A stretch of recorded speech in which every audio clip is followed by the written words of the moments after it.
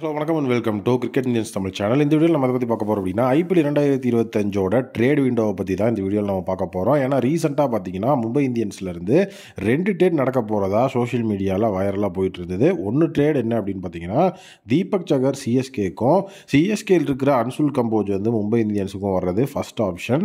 ரெண்டாவது மறுபடியும் நம்மளுடைய சாட்னர் சிஎஸ்கேக்கும் அங்கிருந்த ஷேயஸ் கோபால் வந்து பார்த்தீங்கன்னா மும்பை இந்தியன்ஸுக்கும் வராரு அப்படிங்கிறது ரெண்டாவது ஆப்ஷன். ஏன்னா வந்து பார்த்தீங்கன்னா இவங்க 2 பேர் அன்சுல் கம்போஸ் ஷேயஸ் கோபால் 2 பேருமே லாஸ்ட் சீசன் மும்பையில் இருந்தவங்க. தீபக் ஜகர் சாண்ட்னர் 2 பேருமே லாஸ்ட் சீசன் வந்துட்டு சிஎஸ்கேல இருந்தவங்க. ஸோ அதனால் இந்த 2 ட்ரேடில் கண்டிப்பாக ஏதாவது ஒரு ட்ரேட் நடக்கிறதுக்கு வாய்ப்பு இருக்குது. ஸோ ஐபிஎல் 2025 இந்த ட்ரேட் கண்டிப்பாக நடக்கும் அப்படிங்கிற ஒரு விஷயத்தில் வேறு லெவலில் வந்துட்டு அதை வைரல் பண்ணிட்டு இருந்தாங்க. பட் இந்த இடத்துல நம்ம தெரிஞ்சிக்க வேண்டிய ஒரு விஷயம் என்ன அப்படின்னா எல்லா டீமும் இப்போ செட் ஆயிடுச்சு. ஸோ யாருக்கும் எந்த இடத்துலையும் வந்துட்டு வீக்னஸோ குறையோ இருந்தாலும் அவங்க அந்த டீமோடைய தான் ஐபிஎல் 2025 விளாடணும். ஏன்னா இது வரைக்கும் ஐபிஎல் ஹிஸ்ட்ரியில் ஸோ மெகா ஆக்ஷன் அப்படிங்கிற டைமில் ட்ரேட் விண்டோவே இருந்தது கிடையாது.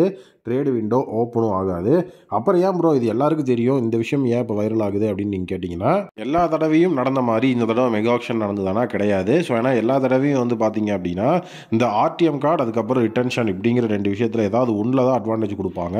ஸோ இந்த ஆக்ஷனில் தான் 2லேயுமே அட்வான்டேஜ் கொடுத்துருந்தாங்க. ஸோ ரூல்ஸ் அப்படிங்கிறது ஃபுல் அண்ட் ஃபுல் மாற்றப்பட்டிருந்தது.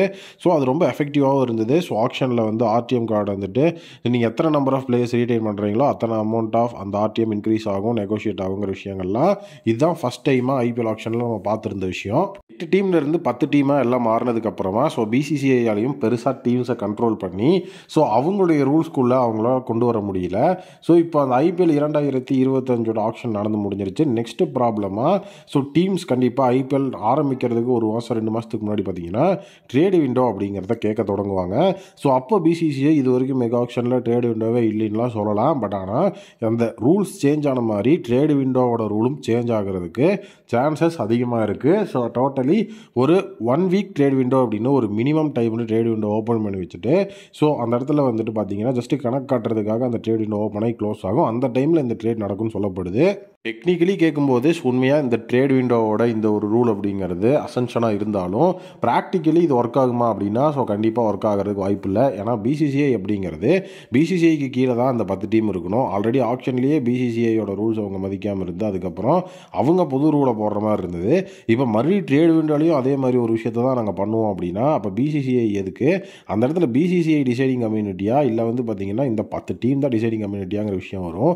அதனால் ரூல்ஸ் மாற்றப்படுமா இந்த அப்படிங்கிற ஒரு விஷயமே ஸ்டில் கொஷின் மார்க்கில் தான் இருக்குது. மாற்றப்பட்டால் மும்பை இந்தியன்ஸில் இந்த ட்ரேட் நடந்தால் மும்பைக்கு எஃபெக்டிவாக இருக்குமா இல்லை இப்போ இருக்கிற பிளேயர்ஸே மும்பையில் கண்டினியூ ஆனால் தான் எஃபெக்டிவாக இருக்குமா அப்படிங்கிறத கமெண்ட் செக்ஷனில் மறக்காமல் வந்துட்டு கமெண்ட் பண்ணுங்கள்.